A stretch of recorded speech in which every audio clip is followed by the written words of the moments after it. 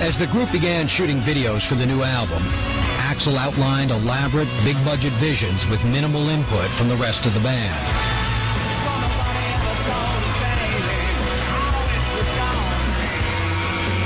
Everything had to be bigger and better and more grander and more majestic and more money, and he had to splash it, and that he did. For me, the biggest change in Guns N' Roses, I think, was the video when Axl decided that they needed an aircraft carrier, and he's going to jump over an aircraft carrier and swim with dolphins. Okay, that was the part that I said, you know what, that's not so street. And that's when we just sort of completely separated. This group of guys is here, and this other guy's on this page. By November of '91, Izzy Stradlin had had enough of Axl's iron fist. Just as Guns was amping up for another tour, the newly sober guitarist abruptly quit the group.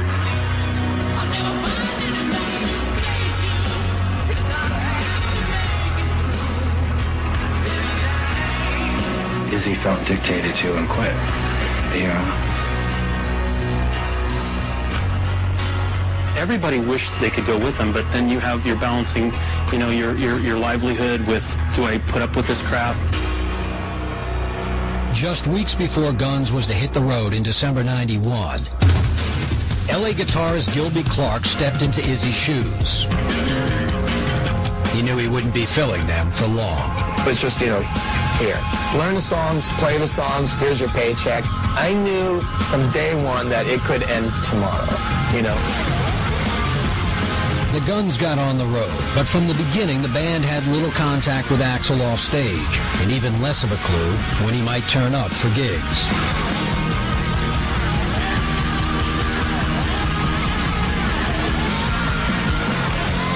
It was hard, you know, so we had a lot of canceled gigs. We had a lot of gigs where we almost didn't play. We had a lot of walking off the stage and the set and having, it was all very trying, you know.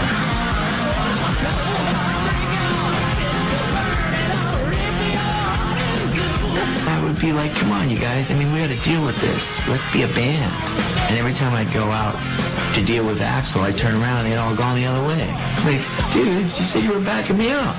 We would go down to the show, and you know, you have a cocktail at the show. You have another cocktail. And by the time he'd show up, we were hammered, you know, from sitting and drinking so much.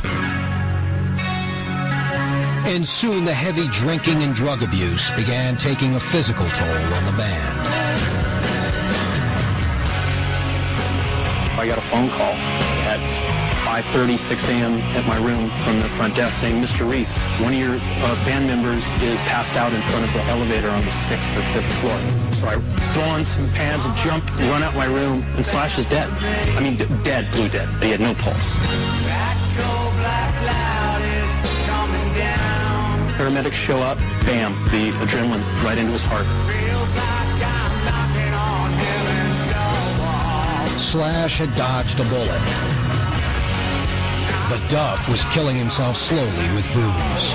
Duff was in terrible shape, terrible shape. He could barely speak. I'd be on stage and I'd hear, when I look over and Duff would be laid out. His bass guitar on the stage and him passed out.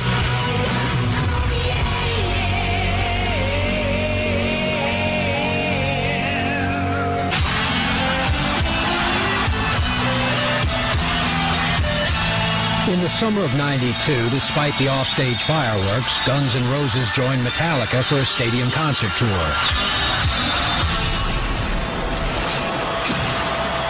But on August 8th, at a gig in Montreal, Metallica frontman James Hetfield was severely burned in a bizarre pyrotechnic accident, leaving the Guns to deal with an incendiary crowd. Could have probably saved the day, but his voice was messed up. He just couldn't hear himself, and chose to leave.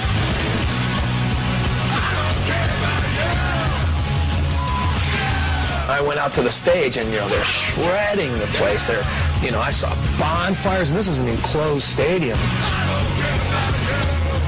And they just looted everything. There were cop cars overturned.